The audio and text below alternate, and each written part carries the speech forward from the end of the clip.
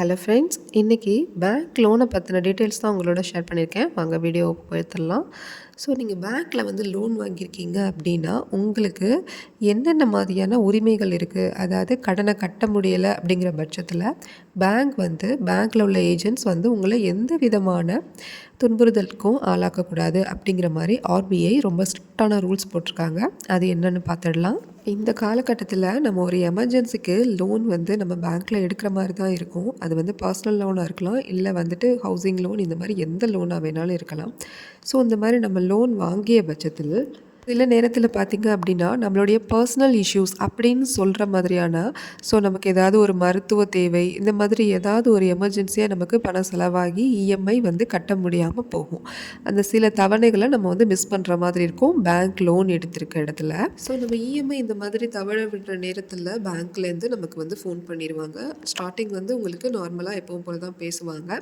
அடுத்தடுத்த phone calls உங்களை மிரட்டுற மாதிரியோ, இல்லை உங்கள் வீட்டுக்கு வந்து உங்களை இந்த மாதிரி துன்புறுத்துற மாதிரி பேசுகிறதோ, இந்த மாதிரியான விஷயங்கள் செய்ய நீங்கள் என்ன பண்ணிடுவீங்க அப்படின்னா எந்தவித ஃபோன் கால்ஸும் புது நம்பரை வந்து அட்டன் பண்ண மாட்டீங்க. ஸோ அந்த மாதிரி நம்ம செய்ய ஆரம்பிச்சிருவோம். ஆனால் அவங்களும் என்ன பண்ணுவாங்க அப்படின்னா வேறு நம்பர்ஸ்லேருந்து நமக்கு கால், மெசேஜ், ஏதாவது வாட்ஸ்அப், இது மாதிரி ஏதாவது ஒரு விஷயங்களை பண்ணிட்டு நம்மளுக்கு வந்து பேமெண்ட் பண்ணாத வரைக்கும் தொந்தரவு செய்ய ஆரம்பிச்சிருவாங்க. இதெல்லாம் பார்த்தீங்க அப்படின்னா ஒரு சரியான விஷயங்களே கிடையாது. நம்ம கடன் வாங்கிட்டோம் அப்படின்னா நிறைய பேர் என்ன பண்ணுவாங்கன்னா பயந்து தான் தலை குனிஞ்சு ரொம்ப நடுங்கி தான் வாழ்ந்த மாதிரிலாம் இருக்கக்கூடாது அப்படிங்கிறதுக்காக ஆர்பிஐ வந்து ஒரு ஸ்ட்ரிக்ட் ரூல்ஸ் வந்து கொடுத்துருக்காங்க. அது என்ன ரூல்ஸ் அப்படின்னா, அதாவது ஏஜென்ட் வந்து என்ன செய்யலாம், என்ன செய்யக்கூடாது, அப்படி மீறி அவங்க செஞ்சாங்க அப்படின்னா என்ன மாதிரியான நடவடிக்கைகள் எடுக்கலாம் அப்படிங்கிற மாதிரி சொல்லியிருக்காங்க. இந்த மாதிரியான விஷயங்களை அவங்க உங்களுக்கு செய்கிறாங்க அப்படின்னா அவங்க சட்டத்தை மீறி செய்யும்போது அது சட்டப்படி மிக கடுமையான தண்டனைகள் வழங்கக்கூடிய குற்றமாக அது மாறும்.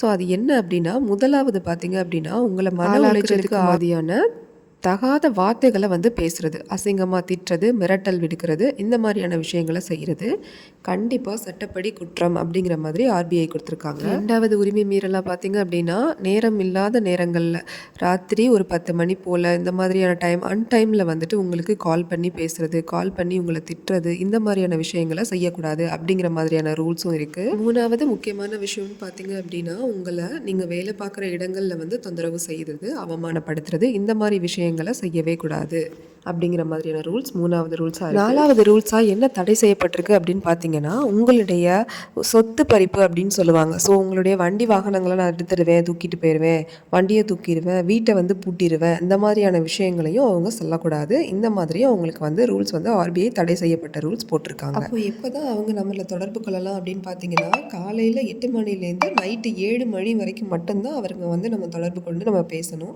அவங்க வந்து நமக்கு முறைப்படி சட்டப்படி நோட்டீஸ் கொடுத்து இந்த மாதிரியான விஷயங்களின் அடிப்படையில் தான் நம்மளை வந்து கடனை வந்து அவங்க திரும்ப பெற்றுக்க முயற்சி பண்ணணும்.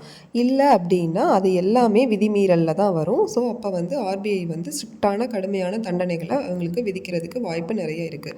அதே மாதிரி ரொம்ப முக்கியமான விஷயம் என்னென்னு பார்த்தீங்கன்னா உங்களுடைய கடன் விவரங்களை உங்களுடைய நண்பர்களுக்கு அவங்க வாட்ஸ்அப் மூலமாகவோ வேறு எந்த மெசேஜ் வாயிலாகவோ அவங்க வந்து தெரிவிக்கவே கூடாது. ஃபோட்டோ போட்டு இவன் வந்து ஏமாற்றிட்டான் பண்ணிட்டான் அப்படின்ற மாதிரியான மோசடி சம்மந்தமான அந்த மாதிரி விஷயங்களையும் அவங்க வந்து அவங்களுடைய பர்சனல் விஷயங்களை அவங்க இந்த மாதிரி ஷேர் பண்ணுறாங்க அப்படின்னா இது எல்லாமே சைபர் கிரைமில் வரும். ஸோ நீங்கள் ஏன்னு தாராளமாக கேள்வி கேட்கலாம். குறிப்பாக நீங்கள் என்ன பண்ணுறீங்க அப்படின்னா உங்களுக்கு இந்த மாதிரியான விஷயங்கள்லாம் உங்களுக்கு தொடர்ந்து நடக்குது அப்படின்னா ஆதாரம் சேகரிங்க. ஆதாரம்னா நான் உங்களுக்கு என்ன சொல்கிறேன்னு புரியும்னு நினைக்கிறேன். வீட்டுக்கு வந்து தொந்தரவு பண்ணுறாங்க அப்படின்னா வீடியோ ரெக்கார்ட் பண்ணுங்கள். இல்லை ஃபோனில் பண்ணுறாங்க, கால் பண்ணி ரொம்ப அவமானப்படுத்துகிற மாதிரி பேசுகிறாங்க அப்படின்னா காலை வந்து ரெக்கார்ட்ஸ் பண்ணுங்கள். இல்லை வாட்ஸ்அப்பில் பண்ணுறாங்க அப்படின்னா ஸ்க்ரீன்ஷாட் எடுங்க. எல்லாத்தையுமே எழுத்துப்பூர்வமான விஷயங்களை நீங்கள் முதல்ல சேகரிச்சுக்கோங்க. அதுக்கப்புறமா நீங்கள் கஸ்டமர் கேருக்கு நீங்கள் கால் பண்ணுங்கள். சம்மந்தப்பட்ட பேங்கோட கஸ்டமர் கேருக்கு கால் பண்ணி மெயில் பண்ணி நீங்கள் பேசுங்க. எல்லாமே எழுத்துப்பூர்வமாக இருக்கிற மாதிரி பார்த்துக்குங்க. கம்ப்ளைண்ட் நம்பர் வாங்குங்க. ஸோ பேங்க்கில் உங்களுக்கு எந்த ரெஸ்பான்ஸும் பண்ணலை அப்படின்னா நீங்கள் கண்டிப்பாக ஆர்பிஐ வந்து நீங்கள் வந்து காண்டாக்ட் பண்ணலாம். ஆர்பிஐ காண்டாக்ட் பண்ணி நீங்கள் அங்கே வந்து நீங்கள் வந்து ஆர்பிஐ வெப்சைட்டில் உங்களுடைய கம்ப்ளைண்ட்டை நீங்கள் வந்து அனுப்பலாம். ஸோ ஆர்பிஐ எந்த ரெஸ்பான்ஸ் பண்ணலை, எந்த இதுவும் உங்களுக்கு வரல, திரும்பவும் இந்த ஏஜென்ட்ஸ்கிட்டேருந்து உங்களுக்கு பிரச்சனையாகவே இருக்குது அப்படின்னா நீங்கள் டைரெக்டாக போலீஸ் ஸ்டேஷன் போகிறது ரொம்ப ரொம்ப நல்லது. ஆர்பிஐ ரூல்ஸ் இந்த மாதிரி இருக்குது அப்படிங்கிற எக்ஸ்ப்ளனேஷனோட நீங்கள் ஒரு கம்ப்ளைண்ட் நீங்கள் வந்து எழுத்துப்பூர்வமாக கொடுத்துட்டீங்க அப்படின்னா அவங்க 100% உங்கள் பக்கம் தான் இருப்பாங்க. நீங்களும் கடனை அடைக்க முடியாத பட்சத்தில் டைரெக்டாக நீங்கள் வந்துட்டு என்ன பண்ணலாம் அப்படின்னா நீங்கள் ஃபோன் பண்ணுற ஏஜென்ட் கிட்ட கொஞ்சம் டைம் கேட்கலாம். ஸோ உங்களால் எதுவுமே பண்ண முடியல அப்படின்னா நீங்கள் நேரடியாக பேங்க்குக்கு போய் இந்த மாதிரி என்னுடைய சம்பளம் குறைஞ்சிடுச்சு அப்படிங்கிற எக்ஸ்ப்ளனேஷன் கொடுத்துட்டு நீங்கள் வந்து என்ன பண்ணலாம் அப்படின்னா இஎம்ஐயை வந்து குறைச்சி இஎம்ஐயில் மந்த்தை வந்து அதிகப்படுத்தி அந்த மாதிரி பேசிப்பாங்க. செகண்ட் திங் பார்த்தீங்க அப்படின்னா மொரட்டோரியம்னு சொல்லுவாங்க. கொஞ்ச நாளைக்கு இஎம்ஐ கட்ட முடியாமல் எனக்கு டைம் கொடுங்க அப்படிங்கிறத காலத்தை வந்து நீங்கள் வந்து அதிகப்படுத்தி அவகாசம் கேட்டு அந்த மாதிரி செய்யலாம். மூணாவது பார்த்தீங்க அப்படின்னா மொத்தமாக நான் ஒரே செட்டில்மெண்ட் பண்ணிடுறேன், ஆனால் எனக்கு கொஞ்சம் இஎம்ஐ தள்ளுபடி பண்ணுங்கள், டிஸ்கவுண்ட் அந்த மாதிரி நீங்கள் பேசி பார்க்கலாம். ஸோ இந்த டிஸ்கவுண்ட் பண்ணுற பட்சத்தில் உங்களுடைய சிபில் ஸ்கோர் கம்மியாயிரும். அதையும் நீங்கள் நினைவில் வச்சுக்கோங்க. எதை பேசினாலுமே நீங்கள் வந்து எழுத்துப்பூர்வமாகவே பண்ணுங்கள். எதாக இருந்தாலும் ஒரு லெட்டர் ஃபார்மேட் அந்த மாதிரியே போங்க. வாய் வார்த்தையை நம்பாதீங்க. ஃபைனலாக ரொம்ப முக்கியமான விஷயம், உங்களை தொடர்பு கொள்கிற அந்த ஏஜென்ட் கிட்ட நீங்கள் இருக்கிற பணத்தை கையில் கொடுக்குறதோ இல்லை நீங்கள் அவங்களுடைய அக்கௌண்ட்டுக்கு ட்ரான்ஸ்ஃபர் பண்ணி கட்ட சொல்கிறதோ இந்த மாதிரியான விஷயங்களை சுத்தமாக தவிர்த்துருங்க. இல்லை பிளாங்க் செக் கொடுக்குறது இந்த மாதிரியான விஷயங்களையும் நீங்கள் தவிர்த்துருங்க. முடிஞ்ச வரைக்கும் இஎம்ஐயை நீங்கள் எப்படி ப்ராப்பராக நீங்கள் வந்து லோனில் செட்டில் பண்ணணுமோ அந்த மாதிரி பண்ணுங்கள்.